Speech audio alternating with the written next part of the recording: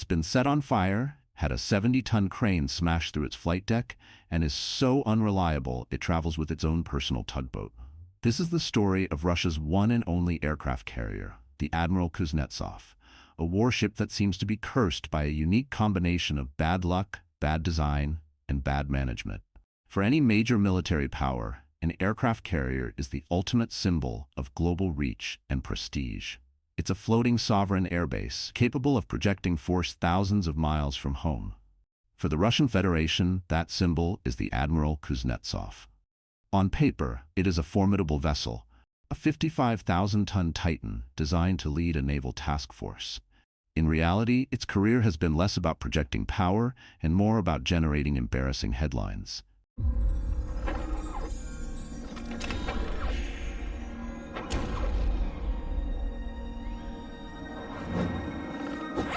Its story is a bizarre saga of technical failures, freak accidents, and a combat deployment that became a fiasco. This is not just the biography of a ship.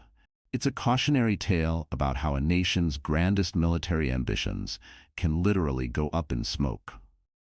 We're going to explore the complete, troubled history of this vessel, from its clever but flawed conception in the dying days of the Soviet Union to its current status as a crippled giant, languishing in a shipyard and facing an uncertain future.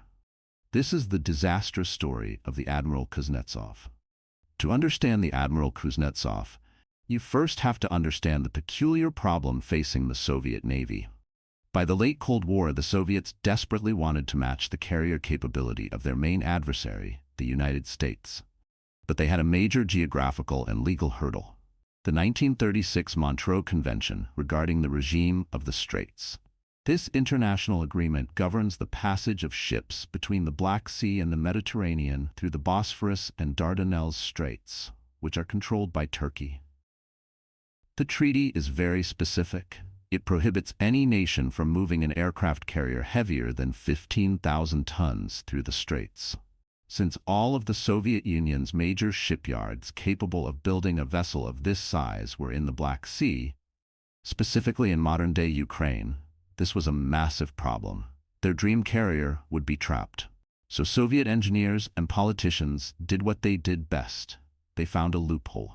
They decided to build a ship that looked like an aircraft carrier, launched aircraft like an aircraft carrier, but legally wasn't an aircraft carrier. The result was Project 1143.5, a new class of warship officially designated as a Tyazholiy avianasushchi kreuzer, or heavy aircraft carrying missile cruiser, often abbreviated as TAK or TAVKAR. This wasn't just a clever name. To justify the cruiser designation, the ship was designed with a fearsome arsenal of heavy weaponry that had nothing to do with air operations. The most prominent of these were 12 massive P-700 Granite anti-ship missiles. These were monster weapons, each over 33 feet, 10 meters, long and weighing almost 15,500 pounds, 7,000 kilograms. They were stored in vertical launch silos embedded in the deck, right in front of the landing area. This gave the Kuznetsov the firepower of a guided missile cruiser, fulfilling the letter of the law. But this creative solution came with significant compromises. The inclusion of the massive missile silos took up valuable internal space that on a Western carrier would be used for aircraft hangars, fuel, and maintenance facilities. This fundamentally limited its air-wing capacity. More significantly, the Soviets had not yet perfected steam catapult technology like the kind used on American carriers. Instead, they opted for a simpler but less effective solution: a ski jump ramp. The upward curved ramp at the bow allows aircraft to achieve a positive rate of climb on takeoff using their own engine power. While it works, it means aircraft have to trade payload for fuel.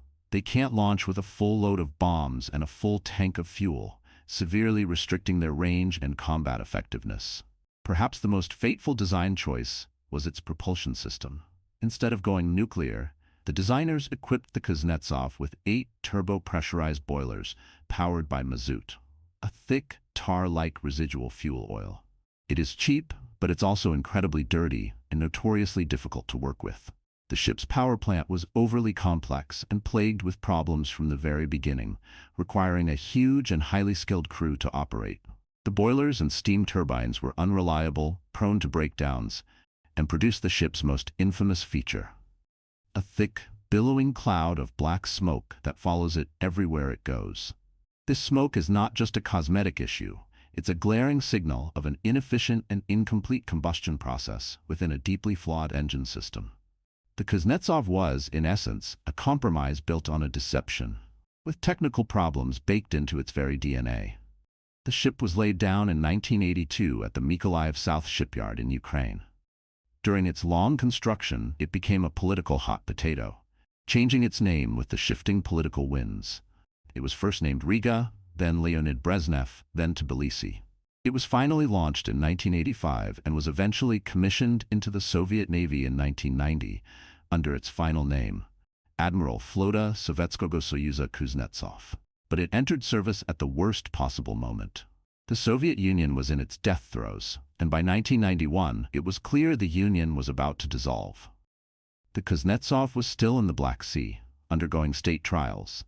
Its air wing was still ashore, and it had only a skeleton crew on board. As Ukraine moved towards independence, it laid claim to all military hardware on its territory, including the Black Sea Fleet and its brand new carrier. What happened next was like something out of a spy thriller. Fearing the ship would be lost to Ukraine, its commanding officer at the time, Vice Admiral Viktor Yarygin, received a coded telegram from the commander of the Northern Fleet, urging him to save the ship. Without orders from Moscow, without its full crew, and without a single aircraft, Yarygin made a fateful decision. In the dead of night, on December 1, 1991, the Admiral Kuznetsov quietly weighed anchor and slipped out of port.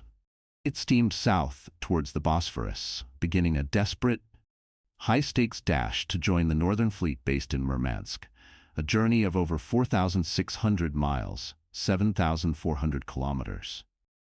It was a risky gamble.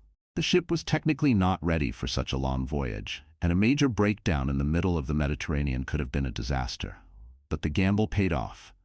The Kuznetsov made it through the Turkish Straits and sailed north, joining its new fleet just as the Soviet flag was lowered for the last time. While the Kuznetsov was saved for Russia, its sister ship, the Varyag, was not so lucky. It was still incomplete at the shipyard when the USSR collapsed. It was inherited by Ukraine, where it sat rusting for years until it was sold for scrap value to a Chinese company that claimed it wanted to turn it into a floating casino. Of course, that was a cover story. The ship was towed to China, extensively rebuilt, and eventually commissioned in 2012 as the Liaoning, the first aircraft carrier of the People's Liberation Army Navy. In a strange twist of fate, the abandoned sister ship would go on to have a far more successful and reliable career than the one that escaped. The years that followed were not kind to the Kuznetsov. The new Russian Federation was in economic turmoil, and the military budget was slashed. The carrier spent most of the 1990s and 2000s tied up at the pier, suffering from a severe lack of maintenance and funding. Parts were cannibalized, and the crew lacked proper training. The ship barely put to sea, and when it did, problems were never far behind. On its first Mediterranean deployment in 1995, it suffered major boiler breakdowns and had to limp back to port. It became a running joke in naval circles that the Kuznetsov never went anywhere without its own personal tugboat, the large, ocean-going tug Nikolai Chiker, just in case of the inevitable breakdown. The symbol of Russian naval power couldn't be trusted to get anywhere under its own steam. After years of relative inactivity, Russia decided it was time to show the world that the Kuznetsov was a credible fighting machine. In October 2016, it was dispatched to the Mediterranean Sea to support Russian military operations in the Syrian civil war. This was to be its first-ever combat deployment, a chance to finally prove its worth. From the start, things went wrong. As the Kuznetsov battle group sailed through the English Channel, it was shadowed by Royal Navy vessels, and images of the carrier belching its signature black smoke were broadcast around the world, leading to mockery and derision. The British Defense Secretary at the time called it a ship of shame. The real humiliation, however, began once it reached the coast of Syria. On November 14, 2016, a MiG-29K fighter jet returning to the carrier ran into trouble. There was an issue with the ship's arresting gear. the set of thick steel cables used to catch landing aircraft. Unable to land, the jet was forced to circle. It then ran out of fuel and crashed into the sea. The pilot ejected safely, but it was a terrible start. 3 weeks later, disaster struck again. An Su-33 fighter was attempting to land when one of the arresting cables snapped. The aircraft failed to catch, skidded off the angled flight deck, and plunged into the ocean. Again, the pilot managed to eject. 2 lost jets in 3 weeks, both due to non-combat equipment failure. The arresting gear system was clearly unreliable and dangerous. The situation became so untenable that the Russian command made an extraordinary decision. They moved the Kuznetsov's remaining air wing ashore to the Khmeimim air base in Syria. Russia's only aircraft carrier was now functioning as little more than a very expensive, very smoky ferry. Its aircraft were forced to operate from a land base, completely defeating the purpose of having a carrier in the first place. The Syrian fiasco was a profound embarrassment. It exposed the ship's deep-seated technical flaws on the world stage and demonstrated that after 25 years in service, it was still not a fully capable war machine. Following the disastrous Syrian deployment, it was painfully clear that the Admiral Kuznetsov needed a massive overhaul. In 2017, it was sent to the 82nd Ship Repair Yard in Roslyakovo, near Murmansk, for a long and expensive refit. The plan was to replace its ancient boilers, upgrade its electronics and radar, and install a new, reliable arresting gear system. The ship was moved into PD-50, a colossal floating dry dock. PD-50 was one of the largest floating dry docks in the world, a critical piece of infrastructure captured from the Swedes and a vital asset for maintaining Russia's largest naval vessels. Without it, servicing the Kuznetsov would be nearly impossible. And this is where the ship's legendary bad luck escalated into pure catastrophe. On the night of October 30th, 2018, a sudden power failure struck the shipyard, causing the ballast tanks of the PD-50 dry dock to flood uncontrollably. The massive structure began to list violently and sink into the freezing waters of Kola Bay. As the dry dock went down, its 2 towering 70-ton cranes collapsed. One of them crashed directly onto the flight deck of the Admiral Kuznetsov. The cranes smashed a gaping hole in the deck, estimated to be about 200 square feet, 19 square meters in size. The carrier, now damaged, was left floating free as its dry dock sank beneath it. 1 worker was reported missing and 4 were injured in the incident. The sinking of PD-50 was a disaster on multiple levels. Not only was the Kuznetsov now heavily damaged, but Russia had also just lost the only dry dock in the country capable of accommodating it. The refit was now in serious jeopardy. The damaged carrier had to be moved to the nearby 35th Ship Repair Plant, but the problems were just beginning. The curse of the Kuznetsov was about to strike again, this time with even more tragic consequences. On December 12, 2019, while undergoing repairs, a fire broke out deep within the ship's hold. Welding work was being conducted on the first power unit, and it's believed that a stray spark fell down a shaft onto a pile of discarded, oil-soaked rags and electrical cables left in a lower compartment. The fire spread with horrifying speed through the ship's complex network of wiring. Thick, toxic smoke filled the interior corridors, hampering firefighting efforts. The blaze raged for nearly a full day, scorching an area reported to be over 60,500 square feet, 600 square meters. The human cost was devastating. 2 people were killed, 1 officer and 1 contract worker, and over a dozen others were injured, mostly from smoke inhalation. The financial cost was astronomical. Initial damage estimates were around 500 million rubles, but unofficial sources and naval experts suggested the true figure was far higher, possibly reaching 95 billion rubles, an amount close to the value of the ship itself. The fire had gutted critical compartments, incinerated miles of newly installed electrical wiring, and undone much of the repair work that had already been completed. It was a self-inflicted wound of catastrophic proportions, born from what appeared to be a stunning neglect of basic safety procedures. For a while, there was serious debate within Russia about whether the ship was even worth saving. Some argued it was time to cut their losses and scrap the cursed vessel. But the Kuznetsov is more than just a warship. It's a symbol. Scrapping it would be a national humiliation. So the decision was made to press on with the repairs, no matter the cost. But the ship wasn't done trying to self-destruct. As if to prove a point, on December 22, 2022, almost 3 years to the day after the massive blaze, another fire broke out. It was described as a minor ignition and was quickly extinguished with no casualties. But the incident was telling. Even after years of repair under intense scrutiny, the ship remained a fire hazard. Today, the Admiral Kuznetsov remains a wounded giant, languishing in a specially constructed dry dock in Murmansk. Its return to service has become a moving goalpost. The original refit was supposed to be completed in 2022. That was pushed to 2023, then to 2024.